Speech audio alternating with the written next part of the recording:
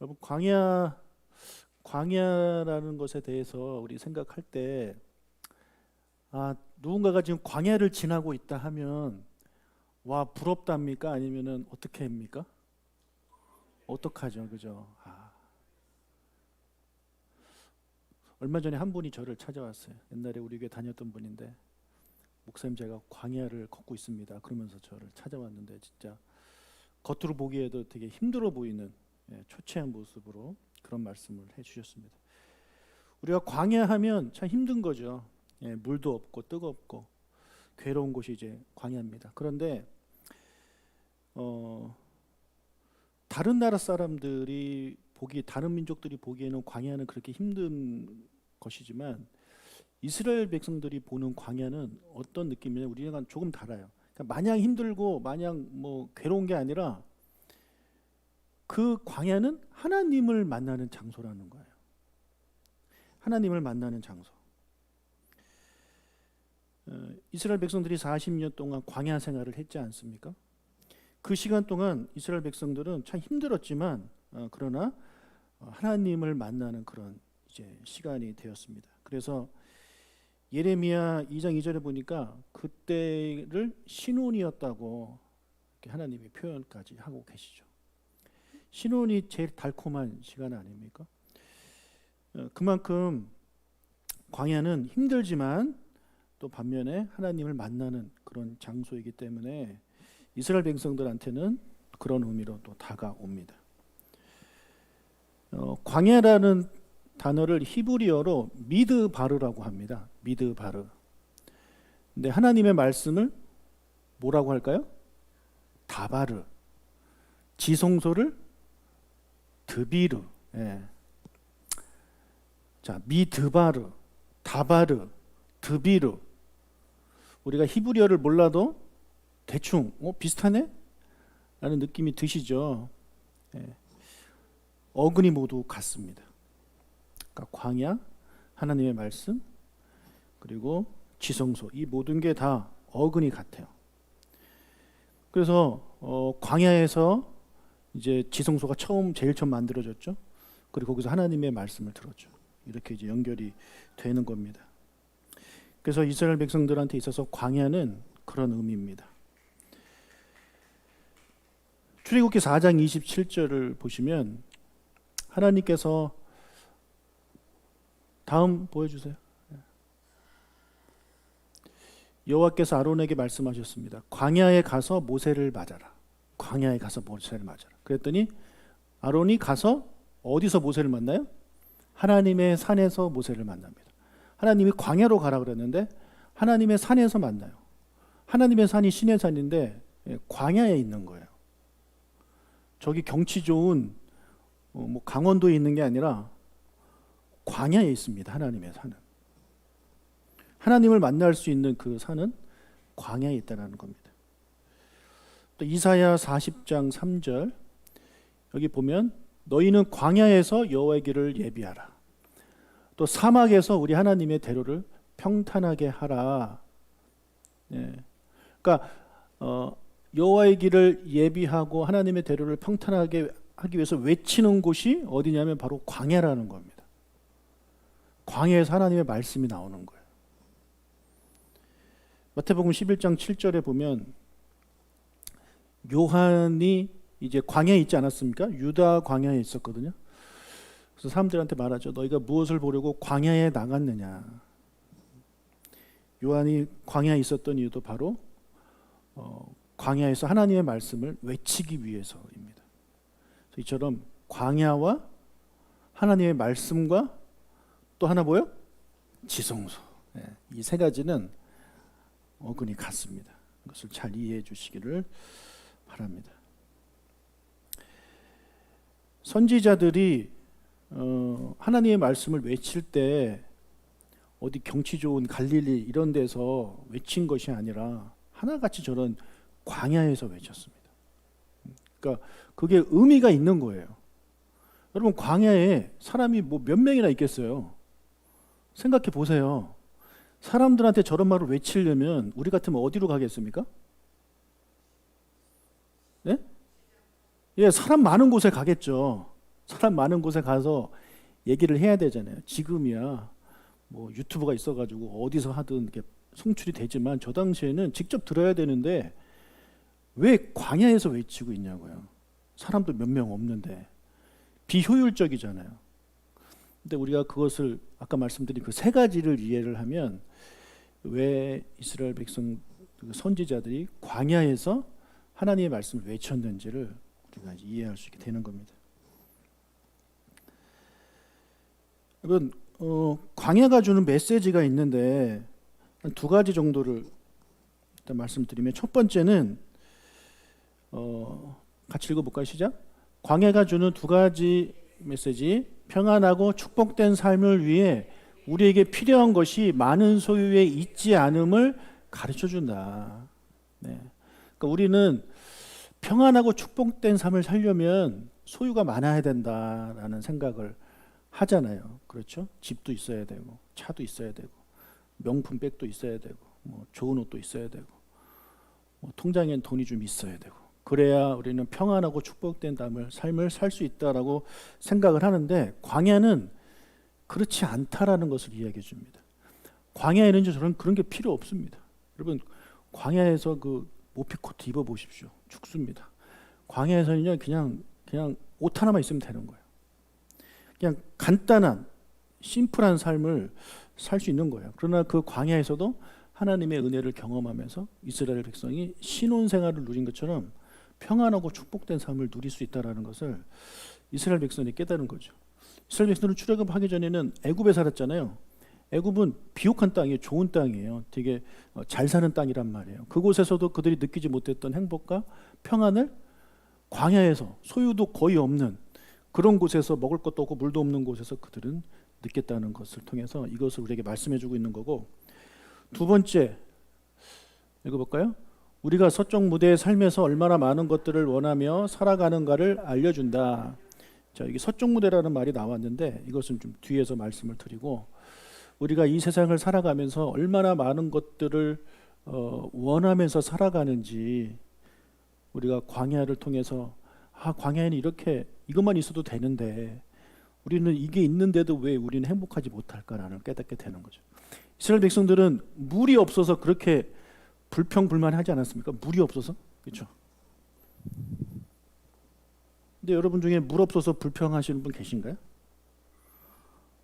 왜 우리 집은 물이 없어? 네. 왜 우리 집은 물이 이렇게 안 나와? 뭐 안 나오지도 않죠. 잘 나오잖아요. 그러니까 우리는 많은 것을 이미 누리고 있음에도 불구하고 만족하지 못하는 삶을 살고 있다는 것을 광야를 통해서 깨닫게 되는 겁니다. 우리가 기도할 때 보통 두 가지를 기도하는데, 하나는요 필요를 기도하는 게 있고, 하나는 원함을 기도하는 게 있어요. 필요는 뭡니까? 있어도 되는 거예요? 없어도 되는 거예요? 꼭 있어야 되는 겁니다. 여러분, 물이 필요입니까? 원함입니까? 꼭 필요한 겁니다. 예. 그러나 그 외에 모피코트는 꼭 필요한 겁니까? 아니죠. 없어도 잘 삽니다. 이렇게 원함이 있고 필요가 있는데, 광야에서는요 이 필요는 없어도 되는 거예요. 그래서 광야에 살면서는 필요가 정말 필요한 거구나. 물이 정말 필요한 거고, 햇빛을 막을 수 있는 그늘이 정말 필요한 거고, 추울 때는 따뜻한 열이 정말 필요한 거고, 그리고 배가 고플 때는 먹을 것이 정말 필요하구나. 이런 것들을 이제 광야에서 생활을 하다 보면 우리가 깨닫게 되는 거죠. 우리가 직접 광야로 가지 않아도 영적인 광야 생활을 지내시는 분들도요, 이거 금방 깨닫습니다. 내가 정말 그동안 쓸데없는 거 가지고 내가 욕심 부리고 살았구나. 이미 나한테 충분히 좋은 것들을 많이 주셨는데 내가 그걸 모르고 살았구나. 그런 생각을 하게 되는 겁니다. 그러면 삶에 대한 만족 지수가 높은 나라가 뭐 미국이나 유럽의 선진국이 아닙니다. 잘 아시죠? 정말 광야와 같은 곳에서 사시는 분들이에요. 네팔, 부탄. 그럼 부탄이 어디에 붙어 있는지 아십니까? 우리 부탄 가스나 알지? 부탄 어디 붙어 있는지도 모르는 나라들이고, 그만큼 알려지지 않은 나라고 가난한 나라인데, 그 나라 사람들, 네팔, 부탄 사람들이 전 세계에서 행복 지수가 제일 높대요. 예. 그러니까 광야에 사는 사람들, 광야와 같은 삶의 현장에서 사는 사람들이 제일 만족하면서 산다라는 거예요. 그래서 우리는 광야에 이런 환경에 들어가면 나의 행복이 많은 것에 있는 것이 아니구나라는 단순한 진리를 이제 깨닫게 되는 것입니다. 광야를 통해서 이스라엘 백성들 가운데 큰 인물이 두 명이 나오는데 한 명은 미디안 광야가 낳은 모세고 또 한 명은 유다 광야가 낳은 누굴까요? 다윗입니다. 예. 다윗은 정말 위대한 왕이죠. 그리고 하나님이 정말 사랑했던 그런 사람인데 이 사람이 어떻게 이렇게 위대한 사람이 될 수 있었느냐? 그에게 광야가 있었기 때문에 그런 거예요. 모세도 하나님으로부터 그렇게 칭찬을 받았던 이유가 뭐냐면 광야 생활을 그가 40년 동안 했기 때문에 사람이 거기서 다듬어지는 거예요. 이 시간에는 우리 다윗 얘기를 좀 하겠는데 다윗은요, 다윗이 다닌 광야 학교는 1학기, 2학기로 이렇게 나누어집니다. 1학기는 언제냐면 다윗이 골리앗을 쓰러뜨리기 전까지의 삶입니다. 그때 다윗이 이제 목동으로 일을 했는데 목동으로 어디서 일을 했냐면 유다 광야에서 했습니다. 유대 광야. 유대 광야 거기서 이제 양을 치는데 여러분 얼마나 무료한지 모릅니다. 지금 우리는 뭐 틈만 나면 핸드폰 보니까 무료할 틈이 없는데 그 당시에는 책이 있습니까? 뭐가 있습니까? 책도 없어요. 신문도 없고 라디오도 없고 TV도 없고 그냥 아무것도 없어요. 광야에 나와가지고 양들 이렇게 풀 뜯어먹는 사이에 다윗은 그냥 혼자 가만히 있는 거예요. 생각만 해도 무료하죠. 네. 그런 무료한 시간에 다윗은 어떻게 시간을 보냈느냐. 첫 번째, 하나님을 묵상하고 노래하는 시간을 가졌습니다. 다윗이 쓴 시가 정말 많은데 지금도 한 수천 년이 지난 지금도 사람들이 다윗의 시를 들으면서 감동을 받잖아요. 그게 왜 그러냐면 다윗이 책상에 앉아가지고 시원한 에어컨 바람 맞으면서 맛있는 거 먹으면서 쓴 게 아니라 광야에서 그가 느낀 하나님, 광야에서 만난 하나님을 시로 썼기 때문에 여전히 우리한테 감동을 주는 겁니다. 그래서 시편 23편이 대표적인 말씀이죠. 자기가 목자의 역할을 하면서 자기가 이제 양이고 하나님이 목자다. 이 당시에 이런 글을 이제 쓰는 거죠. 요즘 김진순 집사님이 지금 교통사고 때문에 병원에 입원하셨잖아요. 예, 거기서 뭐 할 게 없습니다. 그러니까 그분이 지금 요즘 열심히 성경도 읽고 묵상도 열심히 안 빼먹고 하십니다. 묵상의 깊이가 막 얼마나 깊을지 몰라요. 그리고 그것을 이제 병실에 있으면서도 행동이 옮기는 그런 삶을 그분이 살고 계신데 지금 그분이 광야와 같은 삶을 살고 있거든요. 그러니까 병원에서 무료하잖아요. 무료한 그 시간에 하나님을 묵상하고 하나님을 노래하고 예배하는 그런 삶을 살고 계시니까 그렇게 깊은 영성이 나오게 된다고 생각합니다. 둘째, 다윗은 그 광야에서 물 맷돌 실력을 갈고 닦았습니다. 목자가 물 맷돌을 언제 쓴다고 제가 지난 시간에 말씀드렸습니까? 양입니까? 염소입니까? 염소입니다. 염소. 그러니까 양들은 목자 곁을 잘 떠나지 않는데 염소들은 막 다닌다고 했잖아요. 그리고 염소 한 마리당 양 세 마리 정도로 이제 같이 키웠는데 염소들은 막 가려면 그때 이제 목자들이 돌멩이를 던져가지고 일로 와 오게 하는 겁니다. 그러니까 그거를 잘 해야지 실패하면 쫓아가서 잡아와야 돼요. 그러니까 다윗은 여기 앉아가지고 돌멩이만 딱 던져가지고 그 근처 딱 맞춰서 다시 돌아오게 하고 이런 것들을 하면서 그 열심히 물 맷돌 실력을 갈고 닦은 거예요. 그러니까 목자로서의 그 사명을 잘 감당하기 위해서 한 거예요. 근데 이게 나중에 뭐에 쓰입니까? 골리앗 잡는 데 쓰입니다. 여러분 다윗이 지금 나 나중에 골리앗을 만나게 될 텐데 골리앗과 싸워서 이기기 위해서 내가 물맷돌 연습을 해야지 한 게 아니라니까요. 자기 현재에게 주어진 목자의 역할을 잘 감당하기 위해서 그 무료한 시간에 그냥 낮잠 자고 얼마든지 그럴 수 있는 시간이지만 그는 열심히 물맷돌 던지는 실력을 갈고 닦은 거예요. 그러니까 그에게 기회가 왔을 때 평소 갈고 닦은 것을 가지고 이제 블레셋 골리앗과 싸워 이긴 거죠. 만약에 다윗이 이 무료한 광야에서 그냥 아무것도 안 하고 빈둥빈둥 있다가 심심하니까 늑대다 하고 이렇게 사람들 가지고 장난치고 뭐 이랬다면 나중에 골리앗을 만났어도 이기지 못하는 겁니다. 그래서 이 다윗은 이 광야라는 이 무료한 시간의 동안에 자기의 삶을 위한 그 실력을 갈고 닦았습니다. 그리고 세 번째, 다윗은 악기를 다뤘죠. 목자들이 광야에서 할 수 있는 일들 중에 하나가 뭐냐면 이 피리를 부는 거래요. 피리. 그러니까 피리를 불면 양들이 이제 풀을 뜯어 먹으면서 목자가 부는 피리를 들으면 아, 목자가 근처에 있구나 하고 안심하고 풀을 먹는 겁니다. 이 양들은 겁이 되게 많거든요. 우리 아이들도 놀다가도 엄마 있는지 없는지 항상 이렇게 보잖아요. 그죠? 엄마 있는지 확인하고 또 놀고, 확인하고 놀고, 엄마 없으면 울고. 그러니까 양들도 마찬가지죠. 그래서 목자들이 피리를 불어요. 피리 그러니까 난 여기 있으니까 안심하고 풀 뜯어 먹어라 이놈들아 하고 피리를 부는 거예요. 양들한테만 주는 메시지가 아니라 근처의 양들을 노리는 광야의 맹수들한테도 마찬가지로 이 양들은 내가 보호하고 있으니까 얼씬도 하지 마라 알려주기 위해서 피리를 부는 겁니다. 근데 다윗은 이 갈대 피리뿐만 아니라 하프, 성경에는 수금이라고 나오는데 수금도 잘 다루었죠. 그래서 나중에 사울이 이제 악령한테 사로잡혔을 때 다윗이 수금을 들고 와서 이렇게 연주를 하니까 사울 왕이 이제 정신을 차리지 않습니까? 그러니까 그 수금 타는 사람을 뽑는데 누군가가 다윗을 추천해서 그 일을 하게 된 거거든요. 그러니까 그 당시에 이스라엘에서 수금을 제일 잘 타는, 단순히 잘 타는 정도가 아니라 그 안에 어떤 영혼을 집어넣는 거죠. 영혼, 악한 영혼이 떠날 수 있을 정도로 뭔가 감동을 주는 그런 연주를 했던 사람이 다윗이었다는 것입니다. 그게 광야에 있을 때 연습을 통해서 완성되는 거예요.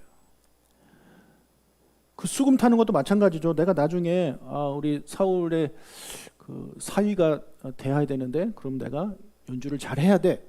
그래서 한 게 아니라 그냥 목자의 역할을 잘 감당하기 위해서 한 거고.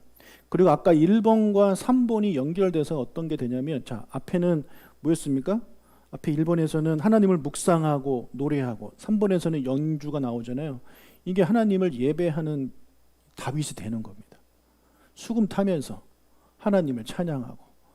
그래서 수많은 노래들을 다윗이 만듭니다. 그러니까 다윗은 광야에 있는 동안 예배하는 예배자의 그런 삶을 살게 된 거죠. 그래서 그런 1학기 과정을 잘 마쳐서 그가 왕의 사위가 되고 군대 장관이 되고 더 나아가서 왕으로 기름 부음까지 받습니다. 예. 근데 많은 사람들은 그런 광야의 시간, 무료한 시간, 힘든 시간을요 다윗처럼 살지 않죠. 어떻게 하면 시간을 보낼까, 하루하루를 보낼까. 특히 이제 군에 가 있는 동안 옛날에, 특히 우리 옛날에 그런 거 많이 하지 않습니까? 어떻게든 시간은 간다. 그러니까 시간만 때우면 된다. 근데 어떤 사람들은 그 군대에 있는 시간 동안 정말 열심히 준비하는 사람이 있어요. 제 친구가 저랑 같은 방인데 1년 6개월 동안 그렇게 영어 공부를 열심히 했어요. 방이니까 퇴근하잖아요. 퇴근하고 영어 학원 가고. 그렇게 열심히 얘가 영어를 공부했거든요. 그래서 지금 그 친구가 영어 학원 하고 있지 않습니까? 부천에서 제일 크게 합니다.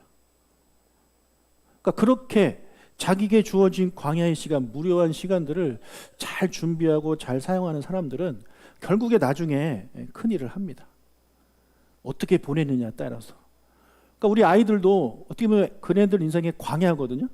아침 일찍 일어나서 가서 공부만 하고 뭐 이런 상황인데, 이런 상황에 어떤 아이들은 정말 열심히 해요. 열심히 잘 준비해요. 어떤 애들이 그냥 그 시간 놀아요. 시간 언제 가나, 빨리 어른이 돼야지, 빨리 20살 돼서 집을 나가야지, 뭐 이런 생각하면서 그냥 시간 보내고 있는 아이들, 걔네들 이런 광야 1학기를 그냥 대충 보내니까 나중에 어른이 됐을 때 할 수 있는 게 없고 능력을 발휘하지 못하는 거예요. 그러니까 많은 사람들이 이 광야를 그냥 무료하게 그냥 보냅니다. 대부분의 사람들이. 소수의 사람들이 다윗처럼 보내는 거예요. 그러니까 그 소수의 사람들이 세상에서 소위 말하는 성공하고 인정받고 하게 되는 것입니다. 네. 그럼 이 학기는 뭐냐? 다윗이 이제 왕으로 기름 부음을 받았지만 왕이 된 게 아니잖아요. 그냥 기름 부음만 받은 거예요. 여전히 사울이 왕이었단 말이에요. 그래서 사람들이 다윗을 좋아하고 하니까 사울이 질투가 나서 다윗을 죽이려고 하지 않습니까? 그래서 다윗이 도망 다닙니다. 다윗이 도망 다닐 때 갔던 곳이 광야입니다. 광야. 그래서 다시 광야 학기에 다시 들어왔어요. 졸업했는데 다시 들어왔어요. 나이 들어서 다시 들어왔어요. 옛날에는 뭐 가난하고 배고플 때였는데 이제는 나이도 있고 뭐 성공하고 그런 사람인데 다시 거기 들어갔어요. 여러분, 첫 번째보다 두 번째가 더 힘들 것 같지 않습니까? 처음에는 태어나자마자 가난했어요. 근데 나중에는 돈 벌어가지고 100만장자 됐다가 쪽다 망해서 다시 가난해지면 언제가 더 힘들겠습니까? 당연히 두 번째가 힘든 겁니다. 그러니까 다윗은 그 두 번째 2학기가 더 힘든 상황이었다는 거죠. 무려 그 기간이 10년입니다. 10년을 도망 다녀요. 그럼 말이 10년이지 엄청난 시간입니다. 그 10년 동안 다윗은 무엇을 이제 키우냐면 리더십을 키웁니다. 리더십. 나중에 이제 왕이 될 텐데, 왕이 됐을 때 하나님 나라 백성들을 잘 이끌 수 있는 그런 리더십을 그가 이 두 번째 광야에서 그걸 이제 습득하게 되는 거예요. 첫 번째 광야에서는요, 저거 리더십과는 상관이 없습니다. 근데 두 번째에서는 이제 리더십을 이제 얻게 되는 거예요. 첫 번째로 그가 이제 하나님의 신실하심을 신뢰하는 것이 여기서 이제 강하게 이제 자리 잡습니다. 계속해서 도망 다니는 상황에서 다윗이 사울을 죽일 수 있는 두 번의 기회가 있었지 않습니까? 그 중에 한 번은 제가 지난번에 엔게디 말씀드렸죠. 예. 그 상황에서 얼마든지 죽일 수 있는 그런 상황인데 다윗은 그때 엔게디 동굴에 들어온 사울 왕을 죽이지 않죠. 하나님께 내어 맡깁니다. 그러니까 거기서 지금 사울을 죽이면 나 이제 도망 안 다녀도 되고 이제 광야 생활 끝이고 나는 이제 행복해질 수 있어요. 지금 10년 정도 도망 다니고 있는 상황이에요. 얼마나 지겹고 지긋지긋 하겠습니까? 그리고 하나님이 나를 다시 왕으로 진짜 왕으로 세우신 것이 맞나라는 생각이 충분히 들 수 있는 그렇게 긴 시간입니다. 근데 그때 다윗은 하나님을 신뢰합니다. 그래서 그냥 죽이지 않아요. 그냥 하나님께 맡겨버립니다. 그래서 다윗은 하나님을 신뢰하는 그런 사람이 됐습니다. 두 번째, 광야에서 다윗은 충성스러운 군대를 얻습니다. 도망 다니는 가운데 이제 그가 아둘람 동굴에 있을 때 사회에 적응하지 못한 사람들이 이제 어중이 떠중이들이 막 이렇게 돌아다니다가 이 사람들 다 도망 다니는 사람들이었는데 다윗의 수하로 들어와서 약 400명 정도예요. 400명 사람만 많으면 뭐 합니까? 오합지졸인데. 근데 다윗이 이제 그들의 리더가 되었고 그들을 잘 관리합니다. 그래서 200명이 늘어나서 600명이 이제 되고. 그래서 그가 그런 사람들을 지도하면서 리드하면서 비록 나라에 비해서는 작지만 그래도 600명이 작은 건 아니잖아요. 그 600명의 사람을 이끌면서 그것도 사회에서 상처받고 이렇게 도망 다니고 그런 사람들, 이 마음이 많이 다친 사람들, 그런 사람들을 강한 사람으로 만드는 걸 하면서 이 사람이 리더십을 거기서 갖게 되는 거예요. 리더십이 확 올라가게 됩니다. 그래서 다윗이 죽으라면 죽는 신용까지 하는 충성스러운 군대로 변합니다. 이건 보통 리더십이 아닙니다. 네. 나중에 이 사람들을 통해서 다윗이 든든한 나라를 세워가는 거죠. 세 번째, 다윗은 나중에 왕이 되는데 제국의 리더가 되기 위한 국제 감각을 여기서 배웁니다. 이게 무슨 말이냐면 다윗이 계속 도망 다니다가 이제 더 이상 갈 데가 없는 거예요. 이스라엘 땅 안에서. 그래서 어디로 가냐면 블레셋 땅으로 갑니다. 블레셋 땅. 오죽하면 그 땅에 갔겠습니까? 근데 그 땅에 가니까 가드 왕 아기스가 이제 다윗을 신임하고 시글락이라는 성을 줍니다. 근데 여러분 다윗이 블레셋에 있는 기간이 1년 4개월 정도 되거든요. 1년 4개월? 짧지 않은 긴 시간입니다. 근데 그동안 다윗은 블레셋 땅에 살면서 그동안 그가 이스라엘 땅에 살면서 가보지 못한 땅이에요. 구경해 보지 못한 땅이에요. 결코 들어갈 수 없는 땅이에요. 그 땅을 그가 1년 4개월 동안 살면서 보게 되는 거예요. 우리가 북한을 못 가잖아요. 그냥 북한에 대해서 얘기만 듣지. 근데 만약에 1년 4개월 동안 북한에서 살 기회가 주어졌다 해서 살았다고 하면 가정해 보십시오. 북한에 대해서 우리가 많이 알게 되는 거잖아요. 그죠? 책으로 배우고 TV로 배우는 게 아니라 직접 살면서 배우는 거잖아요. 다윗도 마찬가지. 그냥 얘기로만 들었던 블레셋 땅을 그가 직접 가서 살면서 1년 4개월 살면서 그 땅이 이제 해변길이 있고 해안 평야가 있는데 거기서 어떤 음식들이 나고 어떻게 농사를 하고 그리고 이 애굽과 저기 왜 메소포타미아 사람들이 어떻게 이제 무역을 하고 이런 것들을 1년 4개월 살면서 보게 되는 겁니다. 그리고 블레셋 사람들은요, 이 가나안 사람들보다 이스라엘 백성들보다 문화가 앞섰어요. 문화가 앞섰어요. 이스라엘 백성들은 청동기 시대라면 블레셋 사람들은 철기 시대예요. 그러니까 싸움이 안 되는 거예요. 여러분 구리로 만든 칼이랑 쇠로 만든 칼이랑 싸우면 누가 이기겠습니까? 당연히 쇠로 만든 칼이 이기는 겁니다. 그러니까 그만큼 문화의 차이도 확 나는 거예요. 그러니까 여기는 선진국, 되게 잘 살고 기술도 좋고 그런 땅에 가서 다윗이 1년 4개월 동안 살면서 많은 것들을 보고 배워서 이제 국제 정세도 알게 되는 그런 상황을 그가 갖게 된 겁니다. 만약에 그가 도망자가 아니었고 그냥 가나안 땅에만 이스라엘 땅에만 계속 살았다면 그거 모르죠. 그 삶을 몰라요. 그러나 그가 광야 생활을 했기 때문에 아까 말씀드린 이 세 가지를 그가 습득하게 되는 거예요. 그래서 다윗은 이스라엘 역사상 최고의 왕이 되기 위한 준비를 광야 학교에서 수료한 겁니다. 그렇다고 물론 이 광야만 학교만 들어간다고 다 수료하는 거 아닙니다. 많은 사람들이 그냥 자퇴해 버립니다. 다 포기하고 될 대로 되라. 그냥 무료한 시간 무료하게 보내고 도망 다니는 시간 계속 도망만 다니고. 근데 다윗은 그렇지 않았기 때문에 그 광야 학교에서 많은 것들을 이제 배우게 되는 거죠. 혹시 여러분도 지금 광야 생활 가운데 있다면 많이 배우십시오. 힘들겠지만 많이 배우시고 나중에 광야 학교에 입학할 일이 생기신다면은 오늘 이 말씀 다시 들으면서 많이 배우시길 바랍니다. 분명히 배우는 게 있습니다. 하나님을 만나는 그 귀한 장소입니다. 그러나 웬만하면 가지 않기를 바랍니다. 가신다면 기쁜 마음으로 하십시오. 자, 우리가 가나안 땅을 하나님이 뭐라 그러냐면 적과 꿀이 흐르는 땅이라고 말씀을 하시거든요. 그래서 우리 찬송가도 이런 찬송가 있잖아요. 나 가나안 복지 귀한 성에 들어가려고. 가나안 복된 땅이라는 거예요. 얼마나 좋은 땅이냐 이거죠. 적과 꿀이 흐르니까. 근데 이스라엘이 들어가는 순간 아니에요.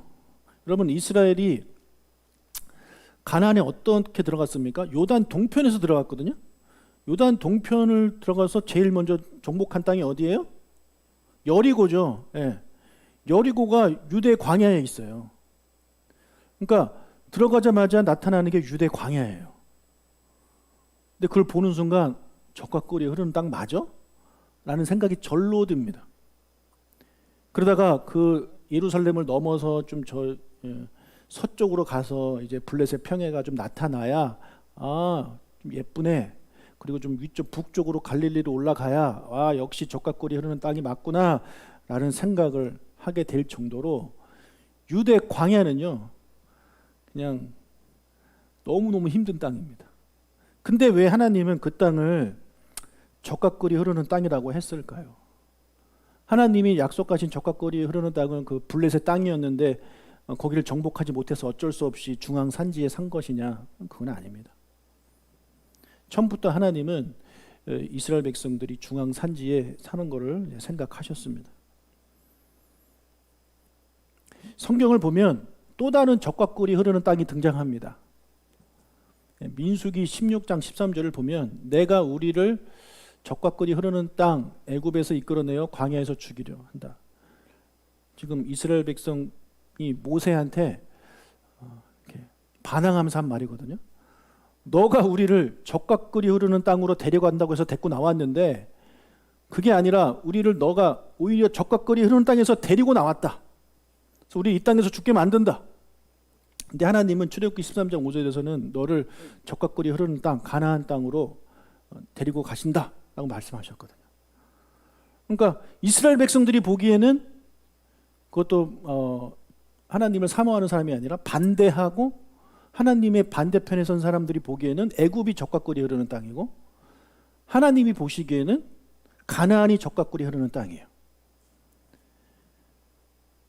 여러분이 보기에는 어떻습니까? 신명기 11장 10절과 11절을 보면 여기에 애굽 땅과 가나안 땅을 비교하고 있는데 애굽 땅은 어떻게 표현을 하고 있습니까? 거기에서는 거기 애굽이에요. 애굽에서는 너희가 파종한 후에 발로 물 대기를 채소밭에 댐과 같이 하였거니와 그냥 물이 그냥 알아서 들어와요. 나일강이 주기적으로 범람하잖아요. 그래가지고 그 땅은 해마다 풍년이에요. 이 범람이 시시때때로 하면 재앙인데 시간 딱 맞춰가지고 주기적으로 범람하면 이게 농사에 그렇게 좋은 겁니다. 어떻게 주기적으로 범람하냐면 매년 5월에서 7월 사이에 이제 물수위가 점점 올라가요. 그러다가 9월, 10월이 되면 이제 나일강의 최고 수위에 오릅니다. 그러면서 이제 범람하는 거예요. 그 주변 땅으로 나일강이 넘칩니다. 그래서 그 나일강이 넘친 7월부터 10월은 농한기예요. 농사를 안 지어요. 그 물이 빠진 11월부터 2월은 이제 농사 시작해가지고 엄청 바쁜 농번기. 그리고 3월부터 6월이 이제 추수기예요. 그 지나면 또 다시 물이 차가지고 또 범람해주고. 그러니까 물이 계속해서 나일강이 땅을 기름지게 만들어주는 겁니다. 그러니까 이 사람들은 물 걱정이 없는 사람들이에요. 비가 안 와도 돼. 그냥 씨만 뿌리면 알아서 잘 자라는 땅이에요. 얼마나 좋은 땅에서 살고 있습니까? 자, 그런데 가나안 땅은 어떤 땅이래요? 너희가 건너가서 차지할 땅은 산과 골짜기가 있어서 하늘에서 내리는 비를 흡수하는 땅이다. 그러니까 비만 내리면 땅이 다 흡수해버려요. 그래서 강이 없어요. 제가 강이 하나 딱 있다고 그랬죠. 무슨 강? 가나안 땅에 있는 강이 무슨 강입니까? 딱 하나 있는 강. 제 이름 요단강입니다. 여러분 강 하나인데 그걸 기억 못하시면 어떡해. 요단강인데 그럼 요단강 물을 쓰면 되지 않냐? 아니요. 불가능해요. 왜냐하면 제가 첫 시간에 말씀드렸죠. 요단강은요. 그 해저로 들어가요. 마이너스 400m예요. 그리고 이스라엘 백성들이 살았던 예루살렘은 몇 메타예요? 800m입니다. 그쪽이 다 800m. 그럼 더하면은 차이가 얼마입니까? 1000m가 넘어갑니다. 해발이 1km 이상 차이가 나요.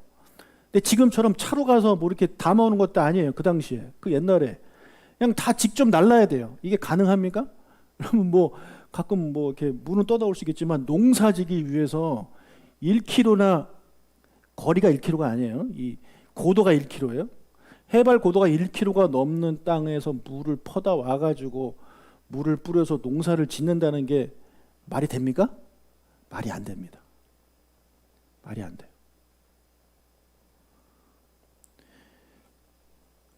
여기 하늘에서 내리는 비를 흡수하는 땅은 어떤 의미를 가지고 있냐면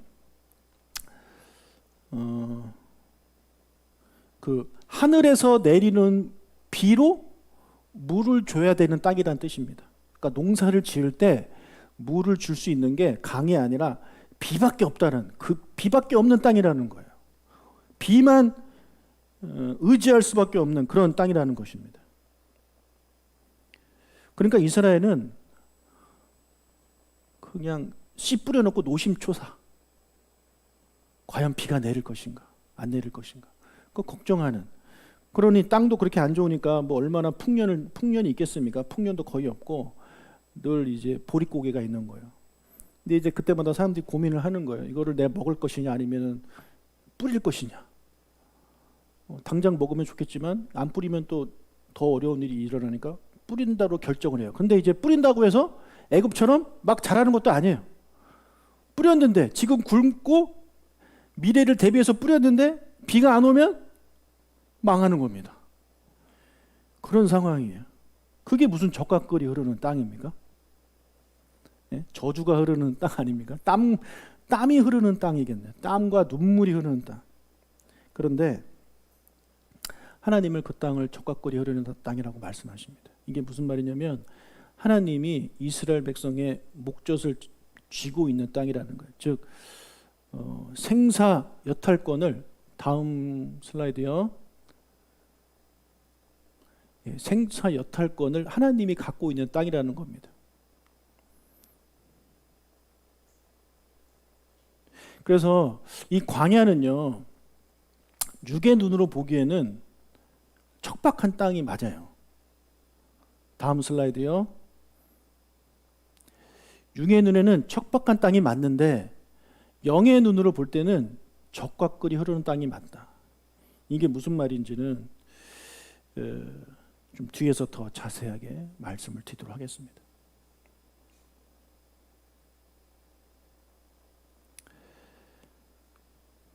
이스라엘 땅을 크게 두 개로 나누자면 동쪽과 서쪽으로 나눌 수가 있는데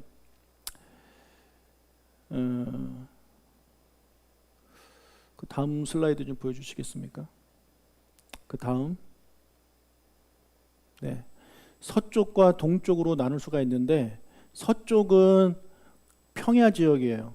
강우량도 풍성하고 땅도 좋고, 그리고 저 평야와 갈릴리 쪽을 합쳐서 이제 서쪽 무대라고 이제 말씀드리고, 반대는 이제 산지, 유다 산지와 그리고 유대 광야를 말합니다.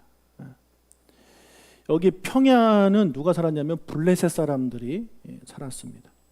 이스라엘 백성들은 이쪽 동쪽 무대 산지와 광야에서 살았습니다. 이스라엘 백성들이 출애굽해서 결국에 가나안 땅에 들어갔는데 그 땅을 전부 다 정복하지 못했습니다. 정복하지 못했어요. 여호수아가 사는 동안도 다 정복하지 못했어요. 왜 정복하지 못했느냐? 평야 지역에 사는 블레셋이 너무 강한 겁니다. 아까 말씀드린 대로 얘네는 철기를 쓰는 애들이에요. 철기. 앞에 보여주실래요? 앞에 사사기에 보면 여호와께서 유다와 함께 계셨으므로 그가 산지 주민을 쫓아내었으나 골짜기의 주민들은 철병거가 있으므로 그들을 쫓아내지 못했다. 무기 자체가 다르니까 이게 너무너무 힘든 겁니다. 이렇게 차이가 났어요. 그래서 그쪽은 정복을 못했어요. 블레셋 사람들이 원래 유럽에서 살던 사람들인데 걔네들이 바다를 건너서 여기에 정착한 거거든요. 근데 걔네들이 왜 그 평야에 살았겠습니까? 살기 좋으니까 거기 사는 거예요. 산지가 살기 좋았으면 거기 살았겠죠. 그러니까 힘센 애들은 평야에 살고 힘 없고 약한 애들이 점점 이제 산으로 올라가는 거예요. 그러니까 산지에 살았던 원주민들은 이 블레셋 사람들보다 약한 애들이에요.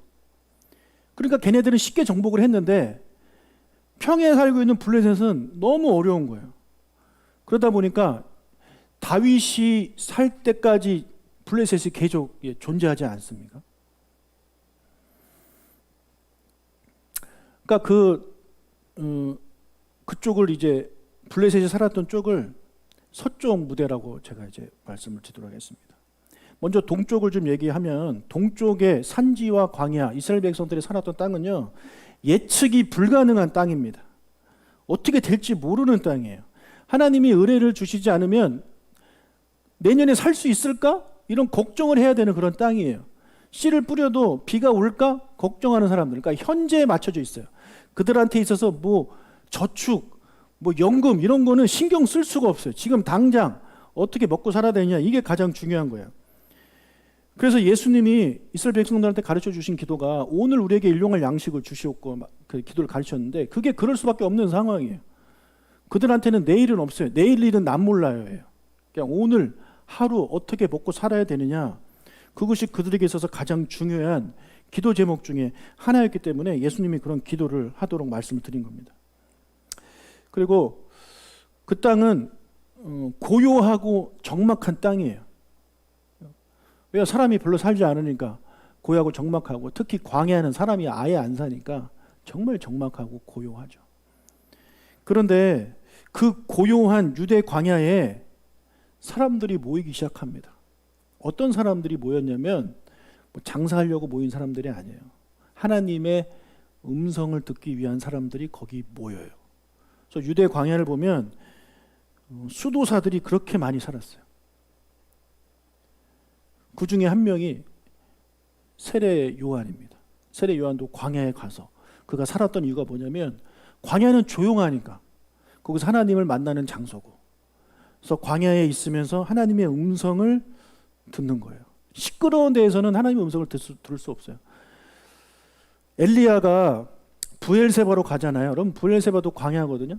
그 브엘세바에 가서 아무도 없는 그곳에서 하나님의 고요하고 세미한 음성을 듣잖아요. 바로 그겁니다.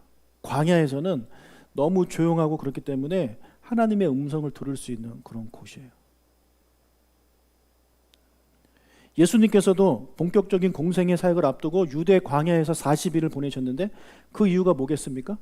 하나님의 음성을 듣기 위해서입니다.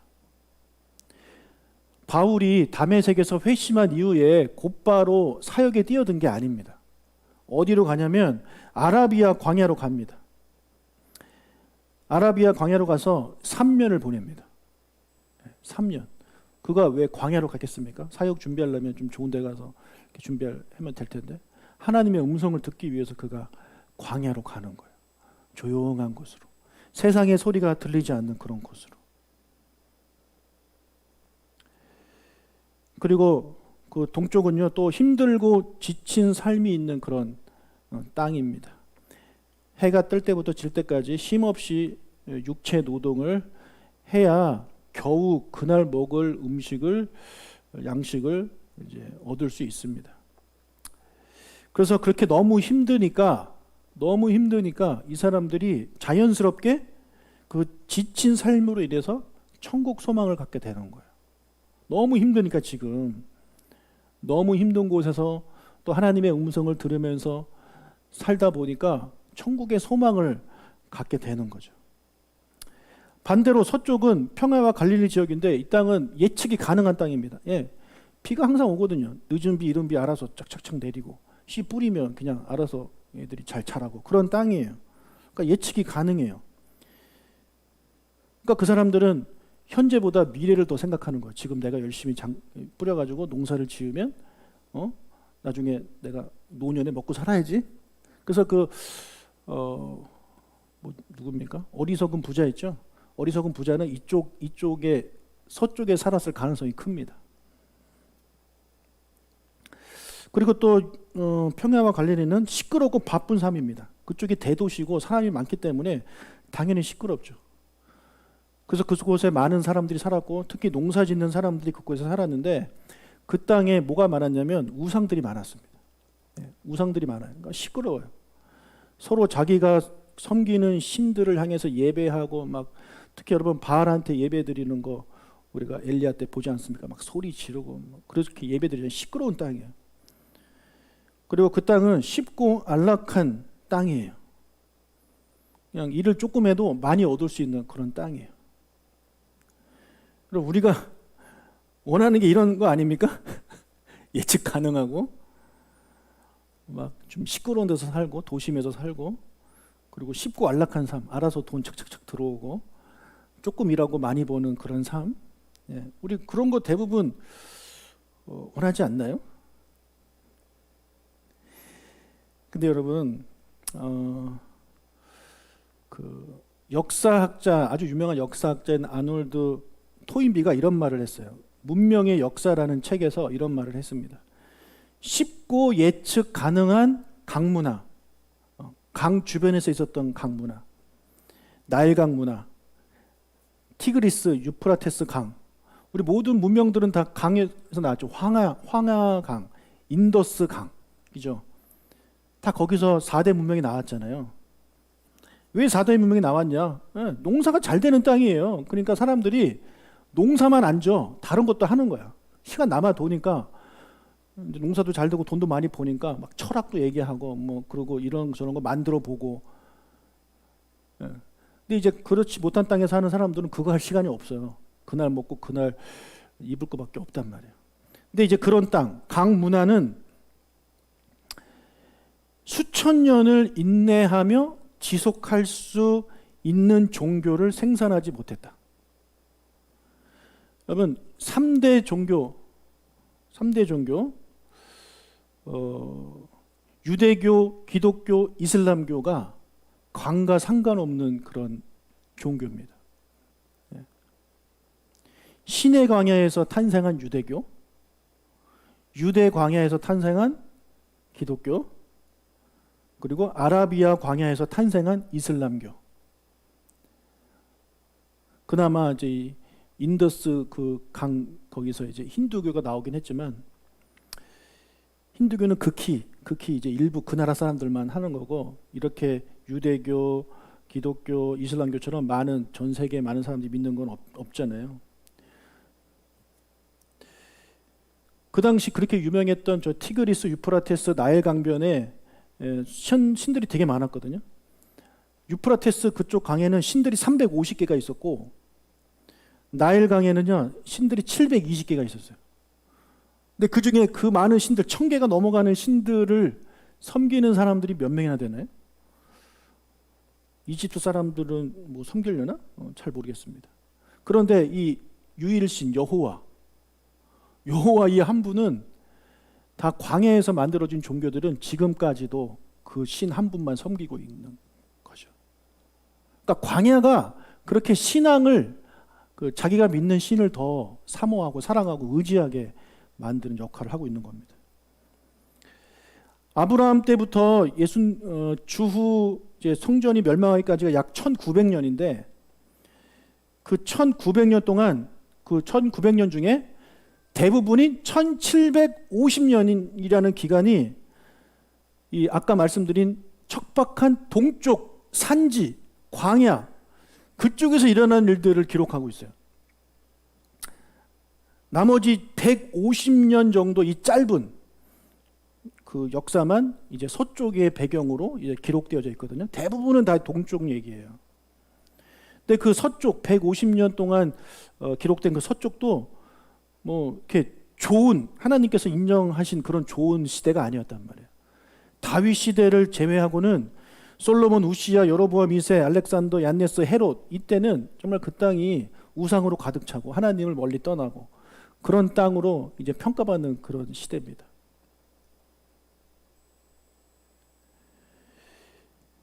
그래서 아까 말씀드린 이 서쪽 무대가, 서쪽 지역이 이런 걸 의미하는 거예요. 너무나 풍족하고 너무나 잘 살고, 그렇기 때문에 사람들이 더 하나님을 의지하지 아니하고 거기서 나는 시간과 그런 재물과 물질과 농산품 이런 것들을 이제 더 신뢰하는 사람들의 삶, 그게 바로 서쪽 무대거든요. 근데 이 복음이 재밌는 게, 복음이 이제 서쪽으로 가지 않습니까? 유럽으로 간단 말이에요. 유럽으로 가는데, 이 유럽으로 가고 또 다시 서쪽으로 더 가서 이제 미국으로 가는데, 그런 땅들이 다 하나같이 또 다른 서쪽 무대인 거예요. 블레셋 땅과 같은 그런 땅들이에요. 여러분, 유럽 땅도 살기 좋고 미국 땅도 얼마나 살기 좋습니까? 그러면 이렇게 말을 할 수 있죠. 목사님, 그러면 저렇게 편안하고 돈도 많이 벌고 그렇게 사는 게 뭐 죄입니까? 나쁜 겁니까? 라고 물어볼 수 있는데, 아니에요. 죄가 아니에요. 그건 하나님의 축복일 수도 있어요. 그러나 우리가 성경을 통해서 쭉 깨닫는 것이 있다라는 거죠. 그런 상황에서 살아가는 사람들은, 풍족한 상황 가운데 살아가는 사람들 중에서도 하나님을 사랑하는 사람이 있을 수 있어요. 근데 극소수예요. 거의 대부분의 사람들은 그런 풍족함 때문에 하나님을 떠나요. 그게 성경에도 나오고 지금도 세계 역사상 그걸 계속해서 반복해서 보여주고 있는 거예요. 그러나 반대쪽, 이 동쪽에 살고 있는 사람들, 힘들고 척박하고 하나님만을 의지할 수밖에 없는 그런 사람들 중에서는 정말 많은 사람들이 하나님을 의지하고 하나님이 기뻐하시는 사람들의 삶을 살게 된다라는 것입니다. 이스라엘 백성이 가나안에 들어가서 12개의 지파가 이게 정착을 했는데, 이쪽 서쪽 해안과 갈릴리 쪽에 정착한 6개 지파들은요, 얼마 시간이 안 돼가지고 유야무야 사라졌어요. 그런데 이 동쪽 산지와 광야에 정착한 6개 지파는 오랜 시간 동안 그 정체성을 유지합니다. 그 대표적인 지파가 바로 유대 지파입니다. 유다 지파. 유다 지파는 유다 땅, 유대 광야, 정말 척박한 땅에 자리 잡았거든요. 근데 그 땅에 살았던 이 유다 지파는 신약에 가서도 그게 남아 있습니다. 근데 다른 저 위에 북쪽 이런 지파들은요, 신약에 가면 그 지파 이름도 거의 등장하지 않습니다. 삼손이 저쪽 갈릴리 지역에서 활동했거든요. 삼손, 갈릴리 지역. 얼마나 그 좋은 땅인지 몰라요. 똑같은 나시린이었는데 그 땅에서 살았던, 풍족한 땅에서 살았던 삼손은 어떻게 됩니까? 아시죠? 하나님을 떠나고 그렇게 블레셋 여자랑 막 놀다가 결국에는 뭐 나중에 돌아오긴 했지만, 그것도 그가 돌아오는 이유가 그가 나중에 눈 뽑히고 광야에 있었기 때문에 돌아온 거예요. 그가 계속해서 그 좋은 땅에 있었다면 안 돌아왔죠. 그렇게 됐고, 반면에 똑같은 나시린이었던 이 세례 요한은 유대 광야에서 하나님이 기뻐하시는 삶을 살지 않습니까? 근데 여기서 보여주는 게 또 하나 있어요. 뭐냐면 예수님이 어디서 살았습니까? 예수님이 어디서 살았나요? 갈릴리에서 사셨잖아요. 네, 나사렛에서 사셨단 말이에요. 근데 어떻게 예수님은 그 나사렛 풍족한 땅에서 살았는데 어떻게 예수님은 그렇게 타락하지 않고 살 수 있었습니까? 예수님이기 때문은 아니고, 그렇게 얘기하면 우리 그 신앙생활 제대로 할 수가 없어요. 그런 풍족한 땅에 사셨던 예수님이었지만 예수님은 우리에게 보여주시는 거예요. 너희들도 이렇게 살 수 있다라는 거예요. 그래서 예수님은 틈만 나면 광야로 가십니다. 틈만 나면 광야로 가시는 거예요. 그리고 예수님의 어린 시절이 비록 그런 갈릴리에 살았지만 가난한 삶을 살았잖아요. 되게 가난했거든요. 그러니까 그런 가난함이 또 예수님의 영성을 또 유지하는 데 도움이 되는 거고. 그래서 그런 풍족한 땅에 산다고 무조건 다 삼손처럼 되는 게 아니라 예수님과 같은 사람도 분명히 나올 수 있어요. 그러나 그게 쉽지 않은 거예요. 반대로 동쪽에 살면 참 힘들고 어렵지만 그래도 많은 사람들이, 저 북쪽이나 서쪽에 비해서는 많은 사람들이 하나님 기뻐하시는 사람의 그런 인물들이 거기서 막 나오는 겁니다. 성경에서 그 위대한 대부분의 인물들 다 이쪽 사람들이에요. 이쪽은 거의 없어요.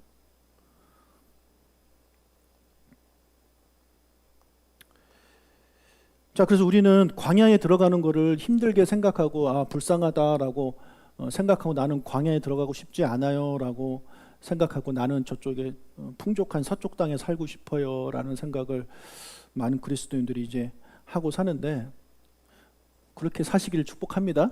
서쪽에서 풍족하게 사시되 믿음 지키고 신앙 지키고 그렇게 사시길 바래요. 그러나 때로는 우리가 거기 살다가도 광야로 갈 때가 있어요. 뭐 병에 걸린다든지, 뭐 실패한다든지, 뭐 좌절하는 일이 생기지 않습니까? 그게 여러분이 광야로 들어가는 거예요. 광야로 들어갈 때 우리가 무조건 내가 광야로 가면 나는 망했다, 힘들다라고 생각할 것이 아니라 생각을 바꾸시라는 얘기죠. 하나님을 만나는 장소, 하나님의 음성을 들을 수 있는 그런 장소, 내가 거기서 하나님만 의지할 수 있는 장소, 내 믿음이 성장할 수 있는 그런 기간. 그래서 광야를 정말 제대로 보내는 사람들은요, 광야를 탈출하는 순간 엄청난 신앙인으로 확 바뀝니다. 훌륭한 목사님들 보세요. 대부분 다 광야를 거쳐 오셨더만요. 예. 특히 큰 병들 많이 걸리셨던데. 그래서 하나님 저는 큰 목사 안 돼도 좋으니까 안 아프게 해주세요. 예. 저는 그런 사람인데 그 정말 위대한 목사님들은 다 죽을 병 걸리고 그렇게 사셨더라고요. 혹시 하나님이 저에게 그런 광야로 저를 보내신다면 저도 감사하고 거기서 하나님을 만나는 시간을 갖도록 할 테니까 여러분들도 광야를 좀 묵상하시면서 광야가 어떤 곳인지 깨닫고 지금 광야를 거닐고 있다면 좀 힘내시고요. 다윗처럼 우수한 성적으로 졸업하시기를 주님의 이름으로 축복합니다. 예. 이번 명절이 광야가 또 되실 수도 있겠는데 광야 가운데 승리하시길 바라요. 기도하겠습니다.